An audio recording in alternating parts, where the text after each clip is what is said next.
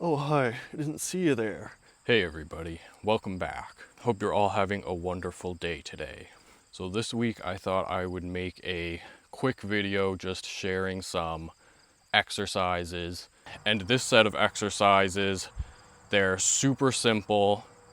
They don't require a lot of equipment. Literally all you need to do these is a space to walk. That's it.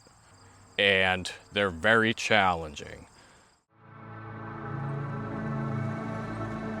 So today we're going to be looking at duck walks. There's a few different ways to do these, and each different variation kind of works your legs a little bit differently.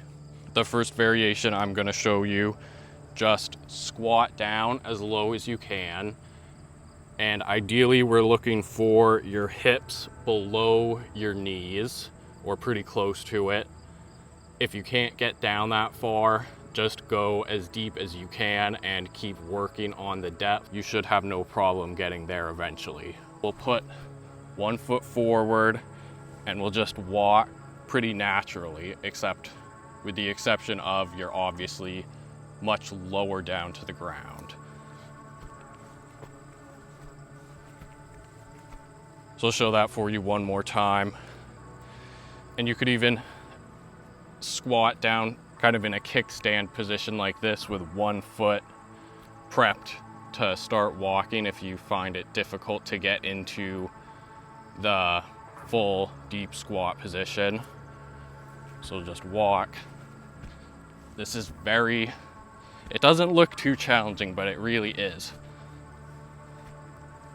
Moving very low to the ground challenges your leg strength and mobility in a very different way. So for the second variation, we're gonna do sideways duck walks, or you could think of these as low crab walks if you want.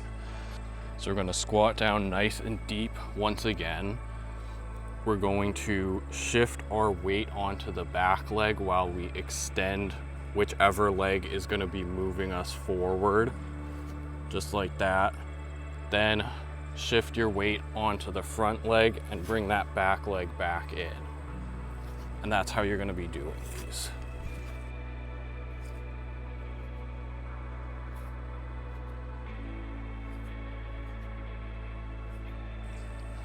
And for this variation, I would recommend going both directions every time you do them, because the front leg, whatever leg's moving forward, does get worked a little bit differently than the back leg in this one, and you don't alternate legs like you do with the other variations. So I'd say for this one, every time you do them, make sure you do an equal amount with each leg facing forward.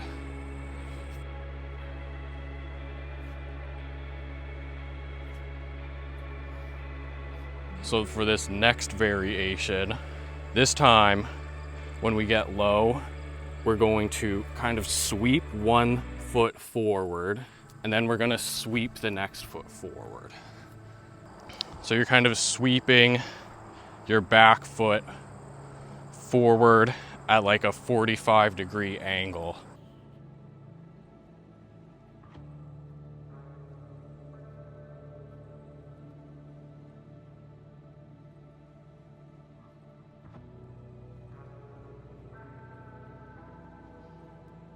If those seemed too easy, these next ones, I think, are probably the most challenging.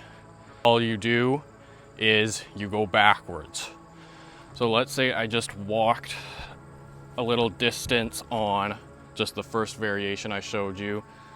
Now I'm gonna go backwards. And this is way harder than going forwards.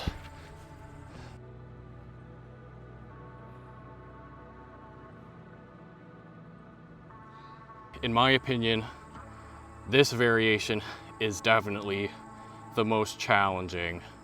And if that's still not challenging enough for you, you can always add weight. A little bit of weight could probably help you get a little deeper with these if you're struggling to get your hips all the way down.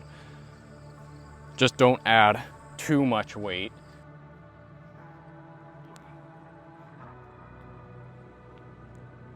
No, the only mistake I want you to really watch out for is try not to let your hips rise and fall too much in between each step. It's not what we're trying to focus on for this exercise. We're trying to keep our hips relatively at the same level the entire time. They'll move up and down slightly, just kind of naturally, but we're trying to keep them as level as we can, not like this. So those were some different duck walk exercises. They're fantastic for building your lower body mobility. I would recommend using these either as a warm-up, as a sort of leg muscle activator, or just as an exercise in their own right. They are very challenging. Give these a try. If you've never done them before, I guarantee you'll be surprised at how difficult they are, even without any weight. And the best way to track these, I would recommend just having 2 fixed points that you walk between. If you're inside, this could just be 2 ends of the room. This is the most classic way to train these, and just either walk back and forth between those 2 points or walk forwards and backwards with whichever variation you decide to do. Count how many times you go back and forth, and that's going to be how you track these. And obviously, if you're adding weight, track the amount of weight you add as well. So that's going to do it for this week's video. Give these exercises a try. For anyone who wants to try and build up your lower body mobility, these are going to be an exercise you really want to try out. Super duper challenging. Hope you found this video useful. As always, have fun and enjoy your training. Have a wonderful day, and I will see you next time. Bye.